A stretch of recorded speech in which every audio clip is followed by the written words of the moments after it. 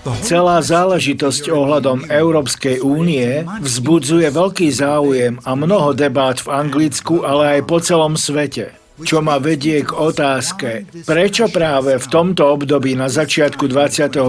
storočia prišiel taký tlak na vytvorenie Európskej únie, Európskeho impéria, ktoré nikdy predtým neexistovalo. Samozrejme, že to neznamená, že by nemalo existovať. Mňa však zaujíma, čo je na pozadí tohto. Je tam nejaký skrytý zámer? Jedným z argumentov je to, aby sa zabránilo ďalšej vojne v Európe, ktorá nikdy nebola zjednotená a jej história je plná rozdelení na kmene a národy, ktoré vďaka dobyvačným vojnám často menili svoje hranice.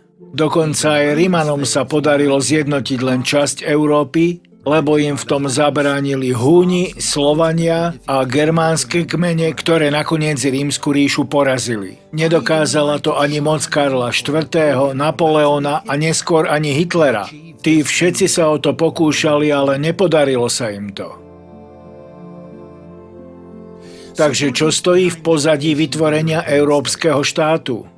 Môžete sa na to pozrieť z politického, ekonomického alebo sociálneho hľadiska a sú preto ekonomické a politické dôvody. Len pritom neprehliadnite fakt, že toto všetko môže mať niečo dočinenia s biblickými dôvodmi. Lebo sa mohlo stať to, že táto Európska únia je naplnením niečoho, čo bolo predpovedané pred viac ako 3000 rokmi cez biblické proroctvo.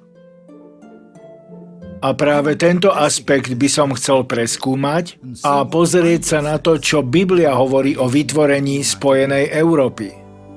Od udalosti konca 20. storočia, kedy sme videli koniec druhej svetovej veľmoci, nielen Sovietskeho zväzu, ale celého komunizmu, ktorý dominoval tretine sveta, sme si začali uvedomovať, že celá história ľudstva, najmä posledných 4000 rokov, pozostávala z následností ríši a kráľovstiev, až sme v nedávnom čase videli, a to na začiatku 20. storočia, vznik komunistickej ríše, ktorá ovládala tretinu celého sveta. Onedlho na to sme videli pád britského impéria, ktoré v určitom čase tiež ovládalo tretinu sveta. A teraz, po páde komunizmu, vidíme absolútnu dominanciu Ameriky, a to v oblasti politiky, ale aj ekonomiky. Lenže začína jej tu rásť silný konkurent. A to práve novovznikajúce Európske impérium. Slovo impérium, ríša, som použil zámerne. Čo je Európa?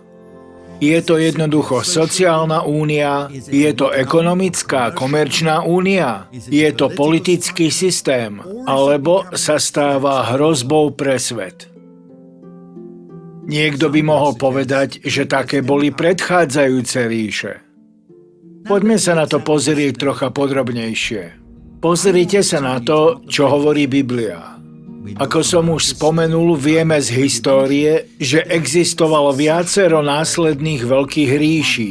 Jeden z najpresnejších opisov tohoto nájdeme v knihe proroka Daniela. Píše sa tam o sne babylonského kráľa Nabuchodonozora, ktorý mu Daniel vyložil. Videl postavu so zlatou hlavou, striebornou hruďou, bronzovými bedrami, železnými stehnami a nohami, ktoré boli zmesou železa a ílu. A Danielovi bol daný výklad toho sna. Týkal sa postupnosti 5 ríší. Hlavou bol sám Nabuchodonozor a Daniel jasne povedal, že nasledujúce impérium bude Médsko-perské impérium. Bronzové bedrá sú Gréci, železné nohy sú Rimania.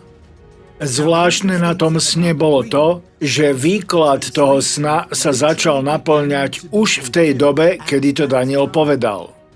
Podstatné je to, že tie prvé 4 ríše, impéria, pôsobili počas biblickej histórie.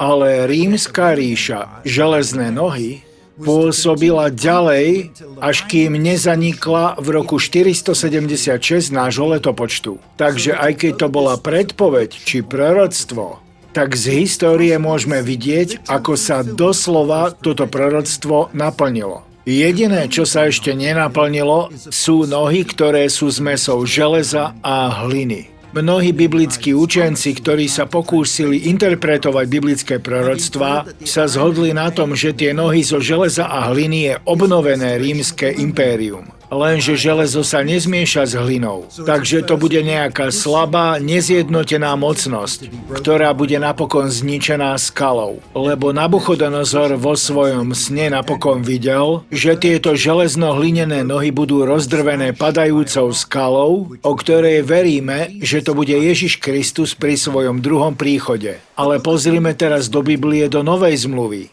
kde v 17. kapitole knihy Zjavenia objavíme tajúplnú postavu, ktorá sa volá tajomstvo Babylon, ktorá sa zjaví v posledných dňoch. Takže pozrime sa na to z iného hľadiska. Prvá ríša bola Nabuchodonozorova a on je zodpovedný za vybudovanie Babylonu. Nezabúdajme, že väža v Bábeli bola centrálnou časťou Babylona. V mnohých jazykoch slovo Bábel a Babylon je rovnaké. V angličtine na to máme dve veľmi podobné slová, ale znamenajú to isté. Babylon bol tam, kde bol Bábel. A Bábel bol v Babylone. Jasné? A babylonská ríša spolu s Nabuchodonozorom boli porazené Médsko-Perskou ríšou. Kde? V Babylone.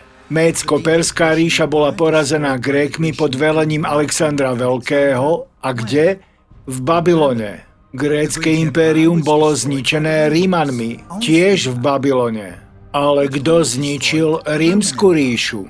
Na to máme viacero vysvetlení. Historici spomínajú dôvod, nad ktorým sa možno trocha pousmejeme. Totiž, že Rím padol pre svoju posadnutosť mať mnoho štátnych úradníkov, lebo bol príliš závislý na svojich štruktúrách, zákonoch a byrokracii a že ho vlastne zničila táto rozbujnelá byrokracia. Ale skutočné fyzické zničenie rímskeho impéria sa udialo cez germánske kmene v Európe, nie v Babylone. V Európe. Lenže teraz vám ponúknem jeden dôkaz. Pretože vám bez akýchkoľvek pochybností môžem dokázať, a nie je to teória, ale historický fakt, ktorý vám ľahko môžem dokázať, že ak to boli germánske kmene, ktoré zničili zvyšok Ríma, a to v 5. storočí v Európe, nie v Babylone, tak napokon sa aj tak časť Babylona fyzicky dostala do Nemecka, aj keď nie skôr ako na konci 19. storočia. Dnes môžete Babylon vidieť nielen v modernom Iraku, ale aj zrekonštruovaný v Berlíne. Ale než sa na to pozrieme do Berlína, najskôr sa pozrime do Štrasburgu. Záležitosti Nemecka teraz nechám nezodpovedané, budeme sa im venovať zvlášť v 3. časti tohto programu. A všetko lepšie pochopíte, keď sa najskôr pozrieme do Štrasburgu. Teraz vás zoberiem priamo do 21. storočia a pozrieme sa na Európu, v ktorej žijeme. Nebudeme hovoriť o histórii ani o nejakom biblickom proroctve. Ukážem vám jedno z 2 sídiel Európskeho parlamentu, ktoré je v Štrasburgu. Toto mesto bolo historicky dlhý čas súčasťou Nemecka, ale teraz patrí Francúzsku. Držím vo svojich rukách obyčajnú Bibliu. Je to moja Biblia. Mnoho ľudí si myslí, že Biblia to sú vlastne historické záznamy. Alebo, áno, je plná aj proroctiev, ktoré sa týkajú budúcnosti, lenže je tak mnoho ľudí, ktorí si myslia, že všetky proroctvá sa udejú niekedy v budúcnosti, nie počas nášho života. Ale ja sa vám budem snažiť ukázať, a to veľmi jednoznačne a presvedčivo, že žijeme v takom časovom období, kedy sa biblické proroctvá naplňajú priamo pred našimi očami. Teraz, v tomto čase. Napríklad, Biblia veľmi jasne opisuje sen, ktorý mal král Nabuchodonozor v Babylónii a ktorý Daniel vyložil, a ktorý sa týkal následnosti 5 kráľovstiev, 5 ríší, počnúť s Babylonom cez Médsko-Perskú ríšu, Grékov a aj Rimanov. My veríme, že posledné impérium, posledná ríša, o ktorej sa hovorí v Danielovom proroctve, je obnovená, znovuzrodená rímska ríša. A veríme aj to, že túto obnovenú rímsku ríšu môžeme nájsť nielen tu v Biblii, ale aj dnes tu. Nie v budúcnosti, ale teraz, počas dní vášho i môjho života. Ale kde je tá obnovená rímska ríša? Čo to je? Dobre, teraz vás vezmem na návštevu a ukážem vám, kde je a akú úlohu zohráva vo vašich životoch. Teraz, v tomto čase. Poďte sa so mnou na to pozrieť. Nachádzam sa teraz v meste Štrásburg vo Francúzsku a stojím priamo pred budovou parlamentu Európskej únie.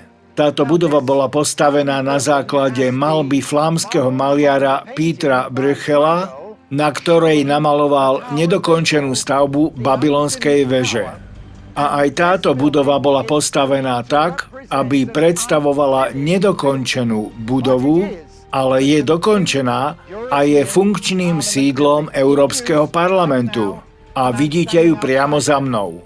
Jej výstavba stála 8 miliárd libier, čo predstavuje asi 12 miliárd dolárov a bola dokončená len nedávno, v decembri roku 2000. A teraz je plne funkčná. Keď politici pred mnohými rokmi chceli medzi ľuďmi spropagovať účel vytvorenia Európskej únie, aby nás presvedčili do nej vstúpiť, tak vytvorili reklamný plagát, ktorého základom bola slávna malba maliara Petra Bruegela, namalovaná v roku 1563. Budova Európskeho parlamentu je vytvorená podľa tohto obrazu. Uvidíte na ňom Babylon s nápisom vo francúzštine mnoho jazykov, jeden hlas, čo je na hlavu postavený Boží súd nad Babylonom. Takisto sú na ňom päcipe hviezdy z európskej zástavy hore nohami. Ale prečo? Je to známy okultný symbol. Hviezda špicou dole predstavuje diablovú hlavu s rohami. A pozrime na samotnú európsku zástavu s 12 hviezdami. Tie zvyčajne predstavujú korunu Márie, kráľovnej nebies. Ale v babylonskej kultúre kráľovná nebies bol legendárny titul udelený matke Nimroda, ktorý založil Babylon. Ale čo je vlastne Babylon? Podľa biblických záznamov bolo mesto Babylon vybudované tesne po Noého potope a urobil to jeden z jeho potomkov, ktorý sa nazýval Nimrod. Ľudia sa tam zhromaždili, aby si urobili meno po celej zemi a zväčšili svoju moc a vybudovali tam veľké mesto, v centre ktorého bola veľká väža a chrám nazvané Bábel. A práve táto väža bola symbolom vzbúry voči Bohu. Chceli ňou dočiahnuť až do neba, aby dokázali, že žiaden Boh nie je. A ak by existoval, tak by im pomohla utiecť od ďalšej potopy, od trestu za ich hriechy. Boh zničil túto väžu a mesto sa stalo známym pre svoje hriechy a vzburu voči Bohu. A roku 586 pred našim letopočtom Boh dokonca dovolil, aby Abrahamove deti, Židia, boli pre svoje hriechy odvlečení do exilu práve do tohto mesta.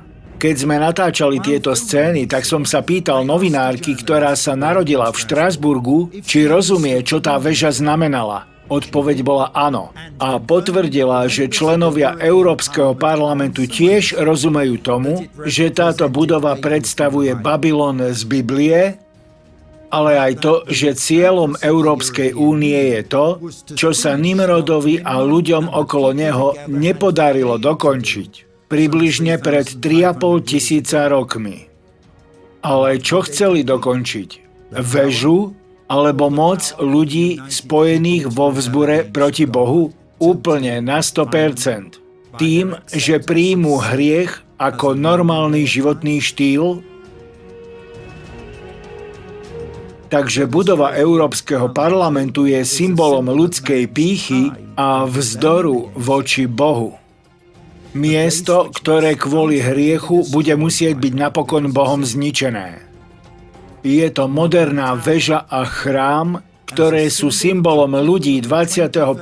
storočia, zjednotených v názore Boh je mŕtvý, utvorme si vlastných bohov.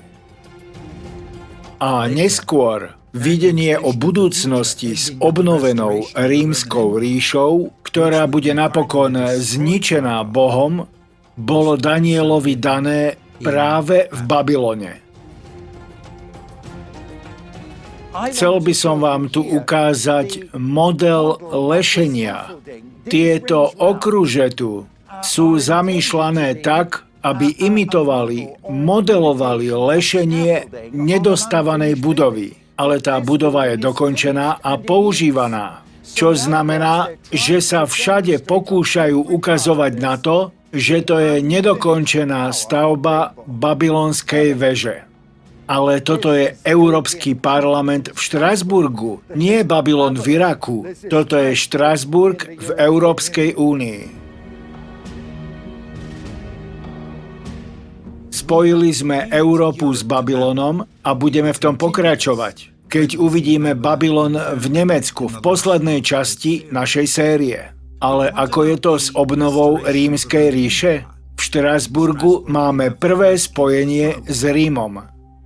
Ak sa Rímska ríša zrútila v 5. storočí a my žijeme v 21. storočí, tak medzi tým máme 16 storočí. Kde bola Rímska ríša počas tohto časového obdobia? Rímska ríša sa počas 4. storočia rozdelila na dve časti. Západorímsku s hlavným mestom Rímom a východorímsku s hlavným mestom Konštantinopolom, čo je dnešný Carihrad.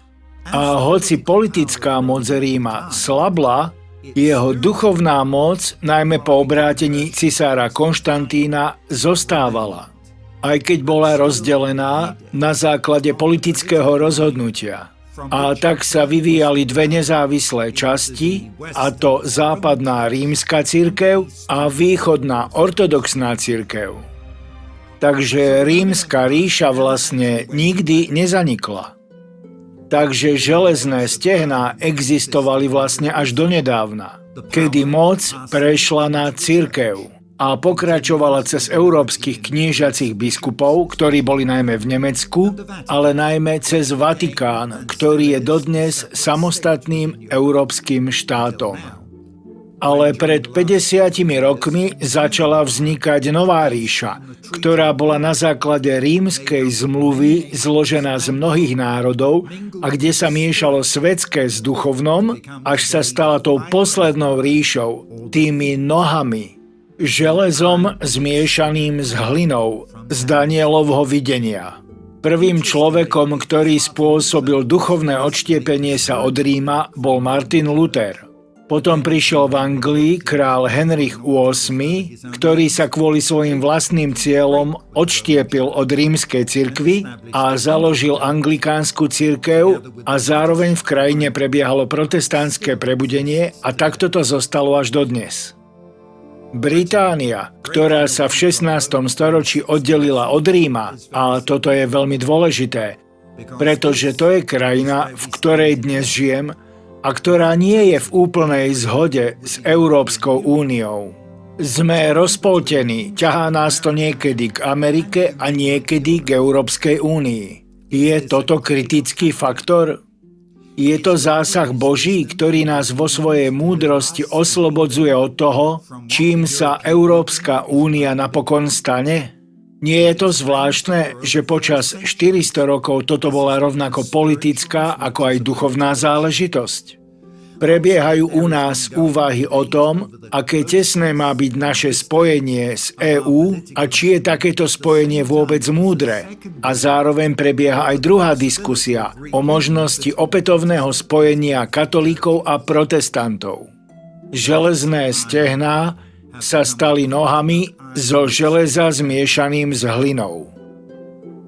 Táto nezlučiteľná zmes obživeného impéria je predurčená k tomu, aby bola zničená niečím, čo nebude vytvorené človekom, ale Božím synom Ježišom Kristom pri jeho blízkom príchode, keď príde ustanoviť svoje večné kráľovstvo. Nebude to tisícročná ríša, o ktorej sníval Hitler, ale bude to nebeské kráľovstvo, v ktorom bude vládnuť knieža pokoja.